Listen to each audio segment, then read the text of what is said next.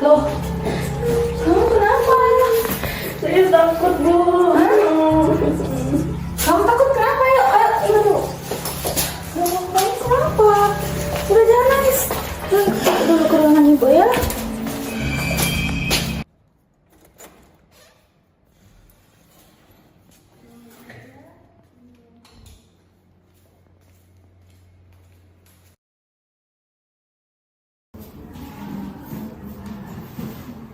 Kamu kenapa? Saya takut, Ibu. Oke, relax. Sebelumnya di sini Ibu ada air dan tisu. Hapuskan mata kamu. Coba relax, tarik nafas, buang. Oke. Sebelumnya Ibu bisa tahu nama kamu siapa? Nama saya Nelly, Bu. Saya dari kelas 10 IPS. Oke. Sebelumnya Nelly tahu nggak Ibu siapa? Tidak, Ibu. Oke, di sini Nelly bisa panggil Ibu Vika, di mana Ibu ini selaku guru BK dan konselor di sekolah Nelly. Ya, Ibu. Jadi sebelumnya apa Nelly mau cerita kenapa tadi Nelly nangis di WC? Mau, Ibu. Oke, sebelumnya di sini Ibu akan menyampaikan beberapa hal. Yang pertama itu, jadi di sini namanya ruang konseling, di mana ketika Nelly masuk di sini ada menerapkan namanya asas keterbukaan dan juga asas kerahasiaan.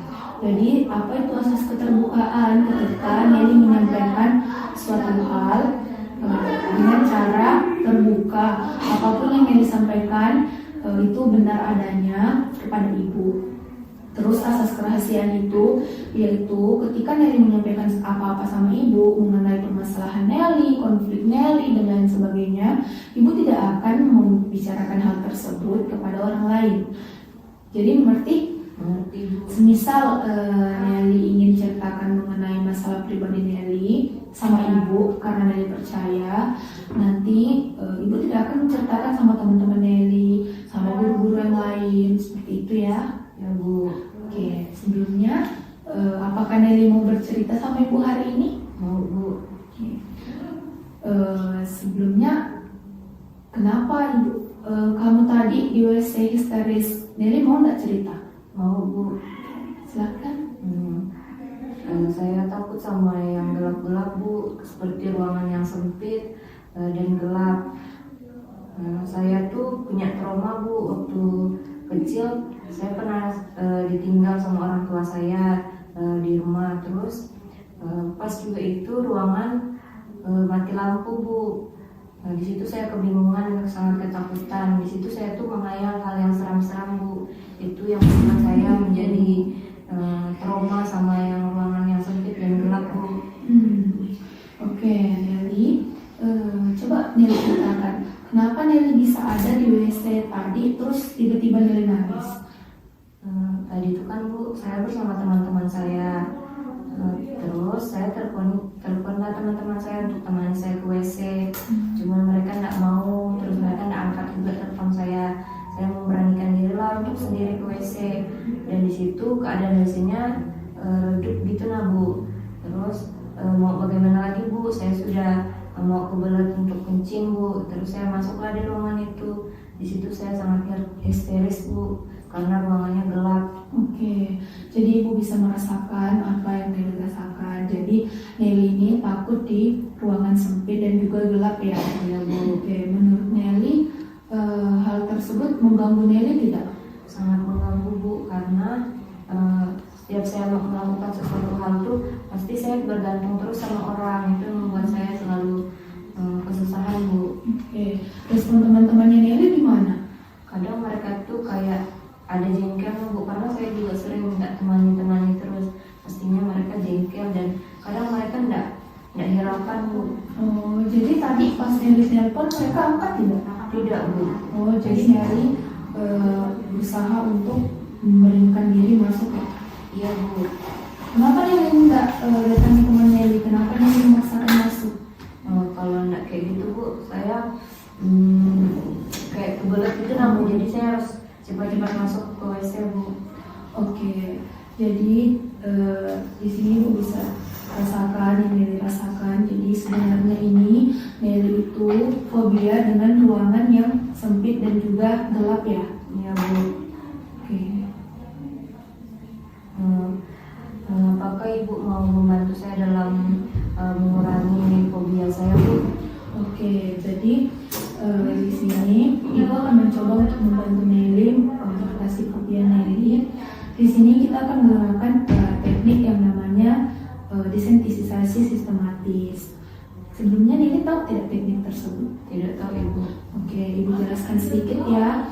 Jadi teknik desensitasi sistematis itu adalah teknik yang nantinya membantu mengurangi perilaku yang ditekankan secara negatif berupa kecemasan yang disertai dengan respon yang berlawanan dengan perilaku yang diubah. Misalnya tadi yang Nelly rasakan itu fobia seperti itu. Jadi teknik ini cocok untuk fobia Nelly. Oke. Sebelumnya di sini dengarkan Ibu ya. Ya Bu. Sekarang Nelly relax. Tarik nafas.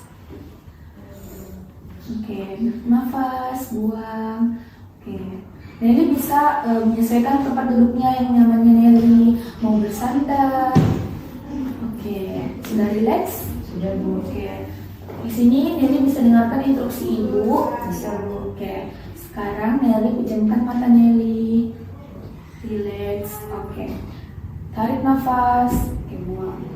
Bayangkan Nelly sedang berada di rumah teman Nelly, yang dimana teman Nelly ini sedang keluar untuk membeli minuman. Tiba-tiba Nelly masuk ke kamar teman Nelly untuk menunggu temannya Nelly. Oke. Di dalam kamar itu terdapat dua lampu yang awalnya terang menderang, tiba-tiba gelap-gelip. Rasakan, tiba-tiba lampu tersebut padam. Oke, bisa dirasakan Nelly? Bisa Bu. Oke. Tiba-tiba semua menjadi gelap gulita. Tidak ada pencahayaan sedikit pun.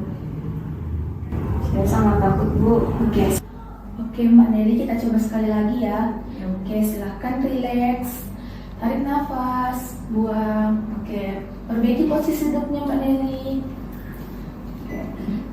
Coba Mbak Nelly bayangkan sekarang Mbak Nelly sedang berada di rumah. Ternyata orang tua Mbak Nelly ini sedang di luar.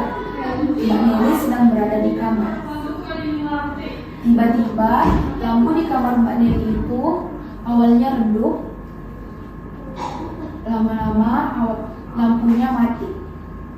Coba bayangkan apa yang akan Mbak Nelly lakukan ketika hal tersebut terjadi.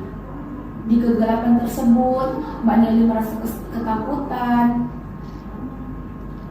Apa yang akan Mbak Nelly lakukan? Silakan buka mata Mbak Nelly. Oke, bagaimana perasaan Mbak Nelly? Perasaan saya perlahan-lahan Oke, jadi tadi bisa tahu apa yang kamu lakukan ketika hal tersebut terjadi? hal yang saya lakukan Bu, saya berusaha mencari jalan keluar dari ruangan yang gelap ini. Oke, jadi itu ya Mbak Nelly. Mbak Nelly harus bisa melawan rasa takut Mbak Nelly. Benar yang tadi Mbak Nelly lakukan, mungkin itu suatu pencapaian dari Mbak Nelly. Mbak Nelly bisa melakukan hal-hal yang bisa membantu Mbak Nelly karena kondisinya di situ Mbak Nelly sedang sendirian. Jadi mungkin Mbak Nelly bisa tenangkan diri, atau Mbak Nelly bisa seperti yang tadi Mbak Nelly katakan, bisa mencari pintu keluar. Oke, jadi selanjutnya apakah Mbak Nelly merasa baikan dari sebelumnya?